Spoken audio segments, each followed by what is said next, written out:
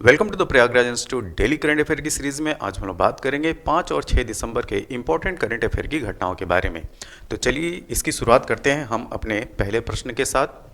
हमारे सामने जो पहला प्रश्न है कि हाल ही में दुनिया के पहले पोर्टेबल हॉस्पिटल का उद्घाटन कहाँ पे किया गया। ठीक है, तो यहाँ पे दुनिया के पहले पोर्टेबल हॉस्पिटल के उद्घाटन की बात की जा रही है। तो इसका उद्घाटन हरियाणा के गुरुग्राम में किया गया। अब जानते हैं इसके बारे में डिटेल में। तो देखिए, दुनिया के पहले पोर्टेबल हॉस्पिटल जो स्वदेश निर्मित है, मतलब इसका निर्माण जो है पूरी तरीके से अपने देश में हुआ है। तो स्वदेश निर्मित आरोग्य मैत्री क्यूब, इसका नाम क्या है, आरोग्य मैत्री क्यूब का उद्घाटन हरियाणा के गुरुग्राम में किया गया। और इसे आपातकालीन स्थल जो इमरजेंसी वाली एरिया है वहाँ पे 1 घंटे के भीतर स्थापित किया जा सकता है। और इसका उपयोग किसी भी आपातकालीन क्षेत्र या आपदा प्रभावित क्षेत्र में किया जा सकता है। और इसमें 200 रोगियों, ये भी काफ़ी इम्पोर्टेंट है, मतलब ये छोटा मोटा हॉस्पिटल सर्विस नहीं है, ये 200 रोगियों तक के इलाज की क्षमता रखता है। तो ये जो है काफ़ी इम्पोर्टेंट प्रश्न है, ध्यान रखिएगा। इंटरनेशनल मैरीटाइम ऑर्गेनाइजेशन के लिए भारत को फिर से चुन लिया गया है। आपको बताना है कि इसका हेडक्वार्टर कहाँ है, मुख्यालय कहाँ है। तो इंटरनेशनल मैरीटाइम ऑर्गेनाइजेशन का हेडक्वार्टर है लंदन में। कहाँ? लंदन में। आज की डेट में 175 जो हैं इसके मेंबर हैं और 3 एसोसिएट मेंबर हैं। ठीक है, ध्यान रखिएगा। इंटरनेशनल मैरीटाइम ऑर्गेनाइजेशन का हेडक्वार्टर लंदन, यूनाइटेड किंगडम। ठीक है, और 175 इसके स्टेट मेंबर हैं और 3 जो हैं एसोसिएट मेंबर हैं। अब भारत की बात किया जाए तो भारत जो है 1959 से आईएमओ का सदस्य है। अब इंटरनेशनल मैरीटाइम ऑर्गेनाइजेशन के लिए सर्वाधिक मतों के साथ सबसे ज़्यादा मत जो है वो भारत के लिए मिले हैं। ठीक, और इसके साथ भारत को एक बार फिर से इसका सदस्य चुन लिया गया है।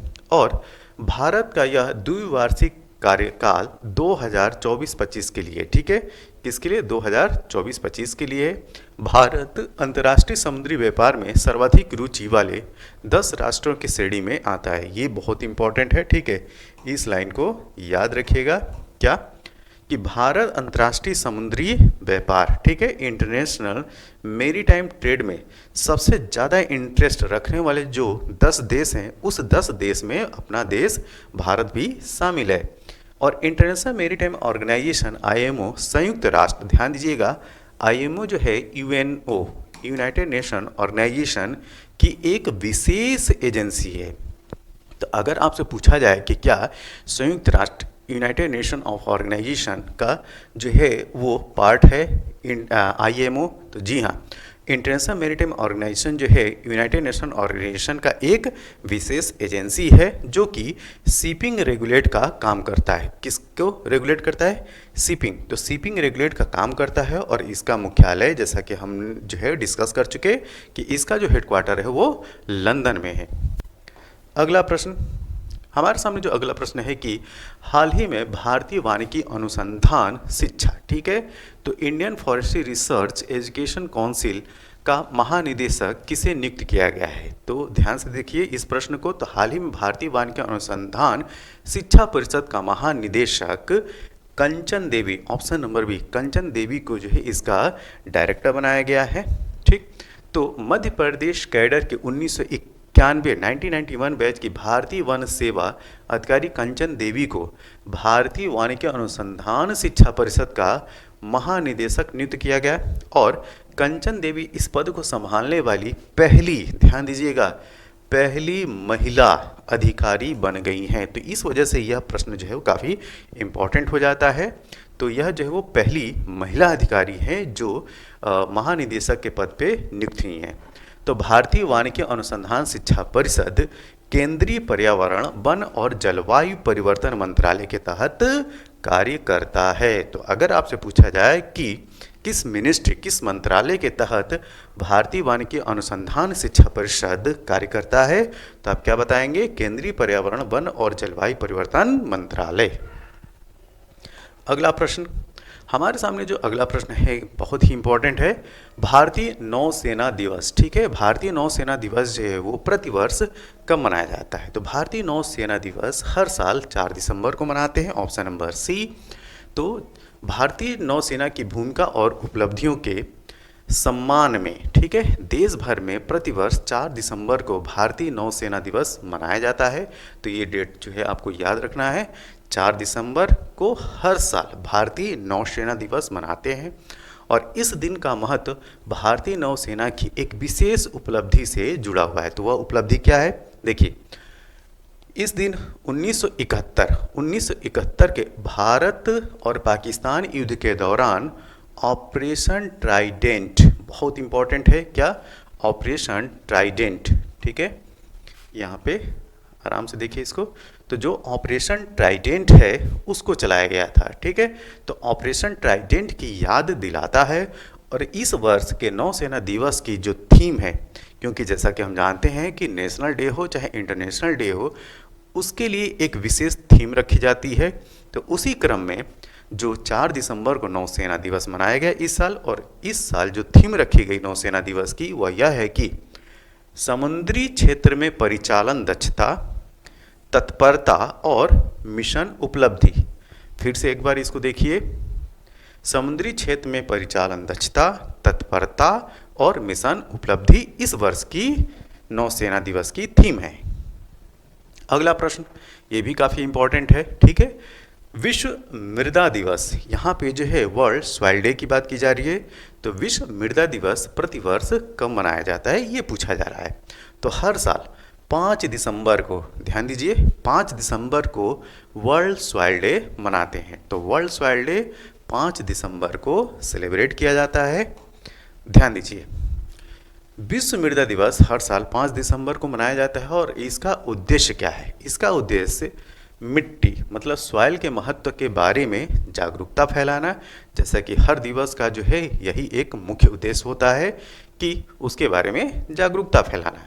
तो वर्ल्ड सॉइल डे का जो उद्देश्य है वह मिट्टी के महत्व में के बारे में जागरूकता फैलाना है। और इसके साथ संयुक्त राष्ट्र महासभा ने आधिकारिक तौर पर 5 दिसंबर 2014, ध्यान दीजिएगा, 5 दिसंबर 2014 को पहले विश्व मृदा दिवस के रूप में नामित किया गया था। इसका मतलब कि जो वर्ल्ड सॉइल डे है, ठीक, यह यूनाइटेड नेशन ऑर्गेनाइजेशन का प्रोग्राम है और इसकी शुरुआत 5 दिसंबर 2014 से है। इस वर्ष की जो थीम है वह है मिट्टी और पानी, जीवन का एक स्रोत। फिर से देखिए, क्योंकि थीम जो है अक्सर एग्जाम में पूछा जाता है। क्या है? मिट्टी और पानी, जीवन का एक स्रोत।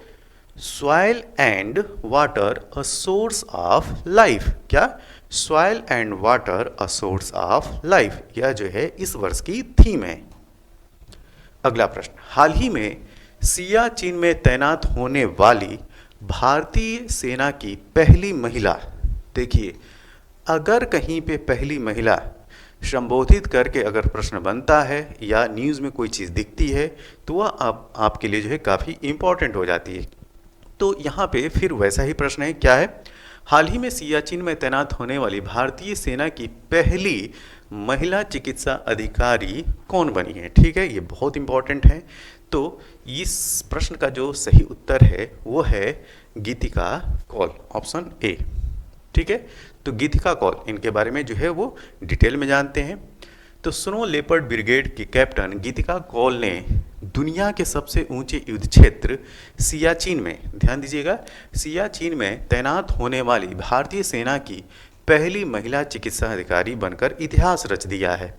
और इससे पहले उन्होंने प्रतिष्ठित सियाचिन बैटल स्कूल में इंडक्शन प्रशिक्षण सफलतापूर्वक पूरा किया था।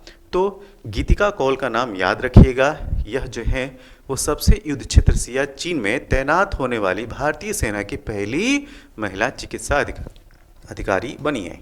नेक्स्ट, हाल ही में भारत की तीसरी महिला ग्रैंड मास्टर कौन बनी है? ये भी जो है वेरी इंपॉर्टेंट क्वेश्चन में आप रख सकते हैं। ठीक है, तो ये हैं वैशाली रमेश बाबू। कौन? वैशाली रमेश बाबू। ये जो है 84th grand master of India बनी है।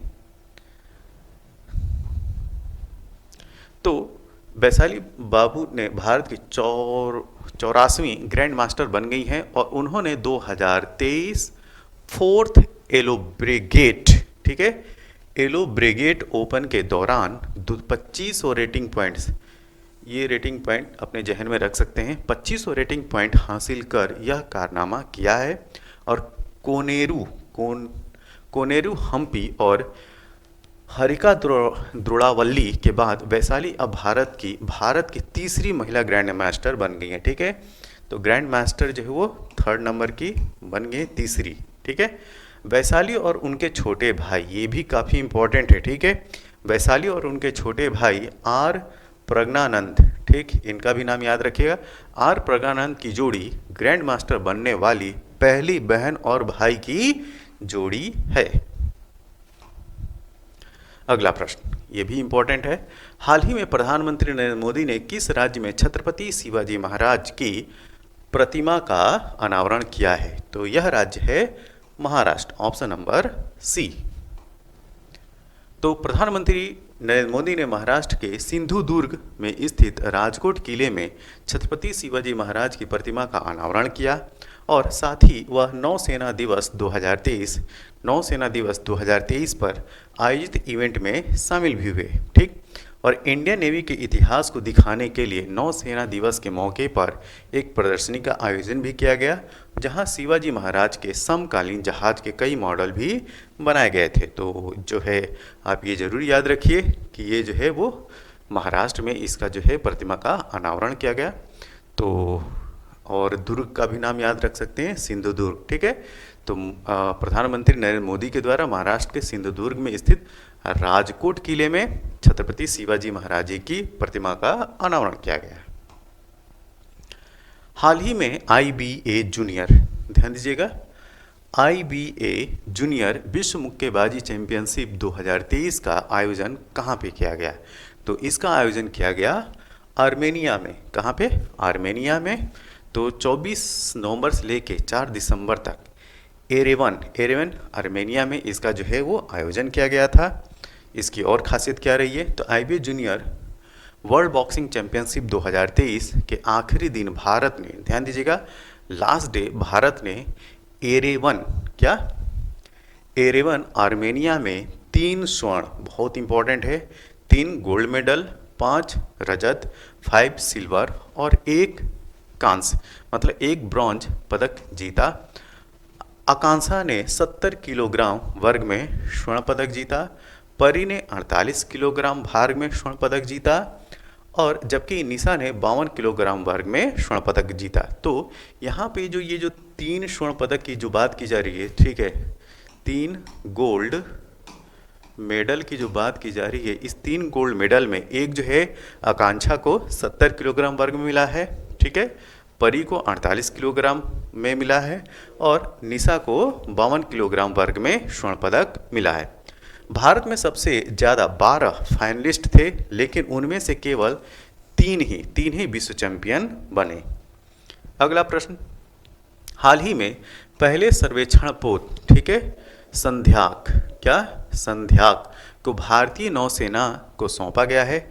अब आपको बताना है कि इसका निर्माण किसने किया था, ठीक है। तो इसका निर्माण किया था garden rich ship builders and engineers ने। किसने? Garden rich ship builders and engineers ने।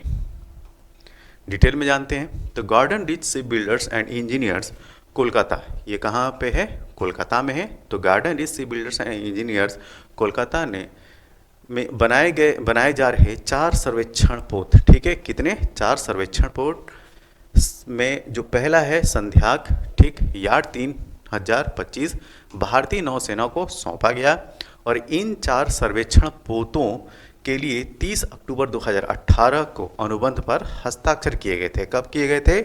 ये बॉन्ड जो है 30 अक्टूबर 2018 को साइन हुआ था और इसका निर्माण 12 मार्च 2019 को आरंभ हुआ था। कब? 12 मार्च 2019 को। बॉन्ड कब साइन हुआ था? बॉन्ड साइन हुआ था 30 अक्टूबर 2018 को। संध्या को, ध्यान दीजिएगा, संध्या को तैयार करने में 80% से अधिक स्वदेशी सामग्री का उपयोग किया गया है। तो संध्या को तैयार करने में जो मैक्सिमम है, मोर देन 80% जो मटेरियल है वो इंडिजिनस है, मतलब कि अपने देश में ही जो चीज़ें हैं उसी से तैयार की गई हैं। तो ये इम्पॉर्टेंट जो है वो करंट अफेयर की घटनाएं थी जो संबंधित थी 5 और 6 दिसंबर से। तो यह वीडियो आपको कैसा लगा? जैसा भी लगा हो आप अपने सुझाव जो है कमेंट बॉक्स में ज़रूर दें, और इस वीडियो को जो है वो ज़्यादा से ज़्यादा शेयर कीजिए, लाइक कीजिए, और जहाँ त्रुटि हो उस पर ज़रूर कमेंट कीजिए, ठीक। और इस वीडियो के PDF के लिए आप हमारे Telegram channel the Prayagraj institute से वहाँ पे इस वीडियो के PDF को आप प्राप्त कर सकते हैं। तो ये था हमारा आज का करंट अफेयर। Thank you.